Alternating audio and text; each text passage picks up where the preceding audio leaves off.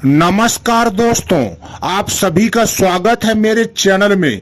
मैं आपके लिए एक बार फिर से सोना बनाने का प्राचीन प्रयोग लेकर के आया हूं, जिसके माध्यम से आप लोग सोना बनाना सीख सकते हैं तथा जान सकते हैं कि प्राचीन काल में सोना बनाने की विद्या कैसी थी। तो दोस्तों चलिए मैं आपको बताता हूं सोना बनाने का प्राचीन प्रयोग, जिसके माध्यम से आप लोग जितना चाहे उतना सोना बना सकते हैं। जी हाँ दोस्तों, आप लोगों को सुनकर हैरानी हो रही होगी कि सोना कैसे बनेगा और कौन सी सामग्री लगती है। मैं आपको सारी जानकारी दूंगा इस वीडियो में, तो आप सभी से अनुरोध है इस वीडियो को पूरा आखिरी तक देखिएगा, तभी आपको समझ में आएगा।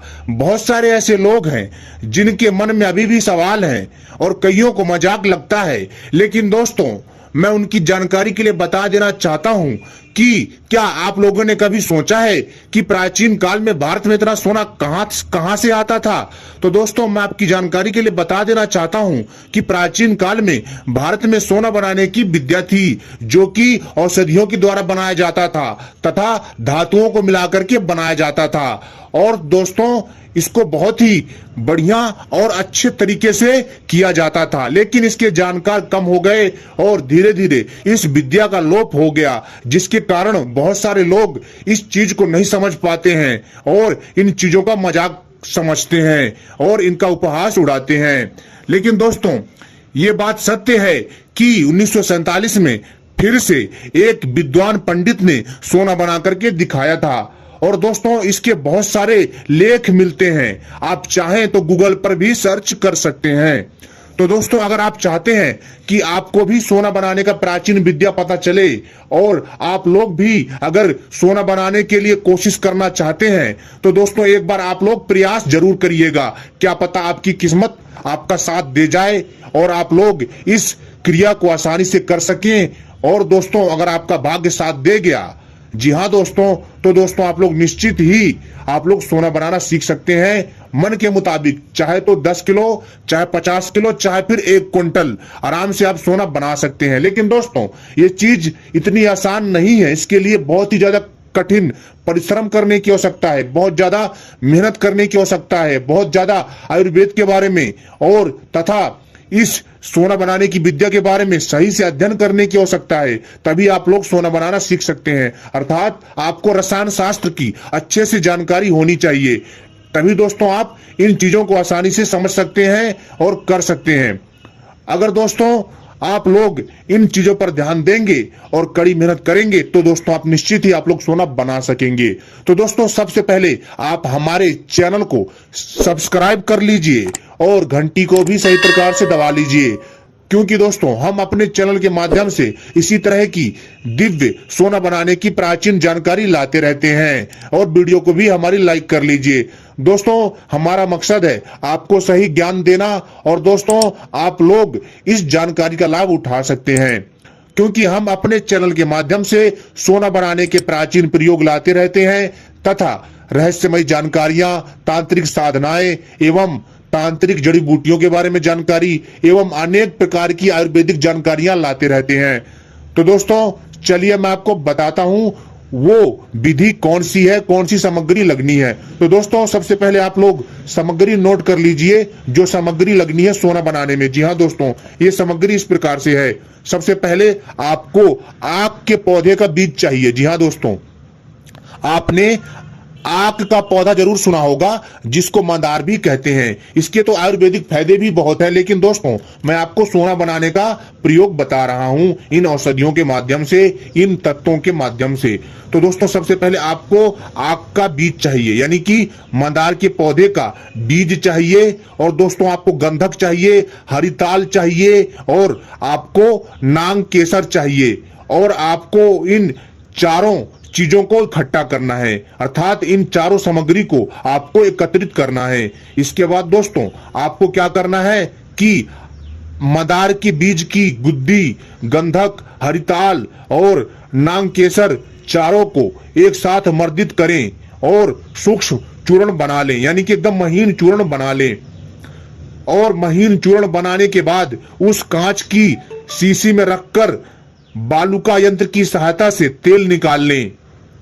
महादेव कहते हैं इस प्रकार निकाला गया तेल निश्चित रूप से ताम्र भेदी होता है, अर्थात तांबे को सोना बना देता है।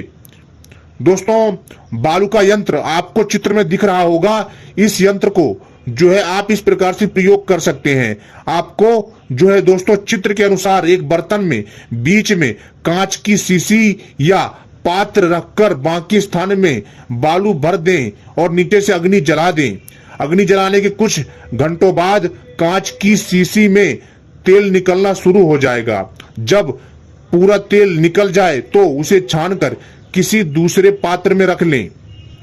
इस तेल को द्रवित शुद्ध ताम्र में अर्थात पिघले हुए शुद्ध तांबे में डालने से संपूर्ण तांबा सोने में परिवर्तित हो जाता है। जी हाँ दोस्तों, तो दोस्तों उम्मीद करता हूं आपको यह जानकारी पसंद आई होगी। और दोस्तों ऐसी ही जानकारी पाने के लिए आप लोग हमसे जुड़े रहें, क्योंकि दोस्तों हम इसी प्रकार की दिव्य जानकारियां लाते रहते हैं ताकि आपके ज्ञान में वृद्धि करे।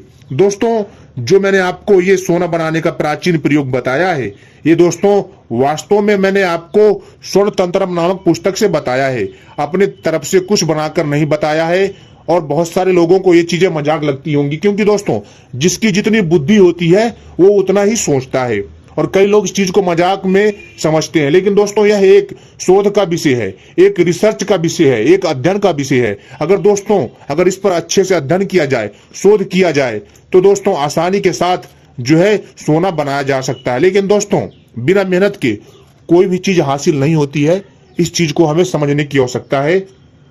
और मैं ये भी कह देना चाहता हूं, मैंने अपनी ये वीडियो आपको ज्ञान के उद्देश्य से बनाया है, ठीक है दोस्तों।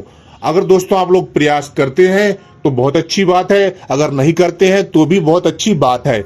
मैं आपको फोर्स नहीं कर रहा हूं, मेरा मकसद है आपको जानकारी देना। मैं आपको प्राचीन रहस्यमय जानकारी दे रहा हूं जो कि आप लोगों को जानना बहुत जरूरी था। अब बाकी आप लोग विश्वास करो या ना करो ये आपके ऊपर है। जो मेरा काम था वो मैंने कर दिया और आपको बता दिया कि किस प्रकार से प्राचीन काल में विद्या थी और कौन कौन सी सामग्री लगती थी। वैसे तो दोस्तों सोना बनाने के अनेकों प्रयोग हैं जो कि मैं समय समय पर लाता रहूंगा, लेकिन बहुत सारे लोगों के मन में शंका होती है। और दोस्तों बहुत सारे लोग बोलते हैं कि सोना अगर बनता है तो आप लोग क्यों नहीं बना लेते, आप वीडियो क्यों बनाते हो। तो भैया देखो ऐसा है कि इसके लिए बहुत समय चाहिए होता है, इसके लिए धन चाहिए होता है, इसके लिए कड़ी मेहनत चाहिए होता है, तन मन धन दिल से इसके लिए मेहनत करनी पड़ती है, तब करना पड़ता है, तभी दोस्तों ये चीजें सफल होती हैं। ये चीजें इतनी आसान नहीं है। दोस्तों आपने देखा होगा कि जो आपका अध्यापक होता है वो आपको आईएएस बना देता है, क्या वो कभी आईएएस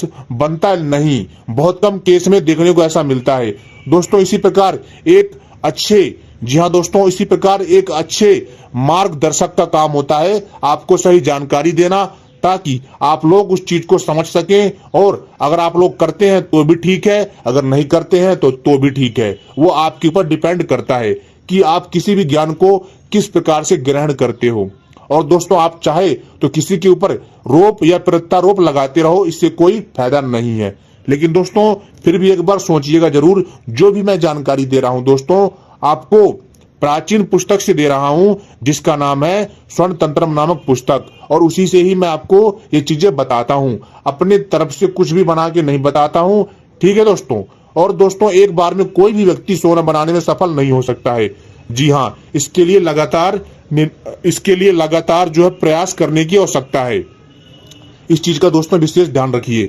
मेरा मकसद था आपको सटीक और सही और दिव्य जानकारी देना, जो कि मैंने आपको वो जानकारी प्रदान कर दी है। अब दोस्तों आपके ऊपर है कि आप उस चीज को किस प्रकार से समझते हैं और आप किस प्रकार से इस प्रयोग को करते हैं, बाकी आपके ऊपर है। और लेकिन दोस्तों यहाँ पर आपको बहुत ही सावधानी रखने की आवश्यकता है, और दोस्तों इसमें बहुत ही बारीकी से आपको समझने की आवश्यकता है। इसमें दोस्तों बहुत ही ध्यान रखा जाता है कि कहीं जो तापमान होता है वो ज्यादा कम ना हो जाए, कहीं औषधियां या कोई तत्व कम ज्यादा ना हो जाए। एकदम सही और सटीक मात्रा होनी चाहिए, तभी ये चीजें सफल हो पाती हैं। नहीं तो दोस्तों ऐसे तो करोड़ों लोग इसका प्रयोग करते हैं, उसमें से बहुत कम लोग ना के बराबर पास हो पाते हैं। तो आपको ये चीज सोचने की आवश्यकता है, बाकी आपकी इच्छा, आप किस प्रकार से इन चीजों को करते हैं। अगर आप सोना नहीं बना पाते हैं, तो दोस्तों हमारी कोई जिम्मेदारी नहीं है हमारे चैनल की। हमारा मकसद है आपको जानकारी देना,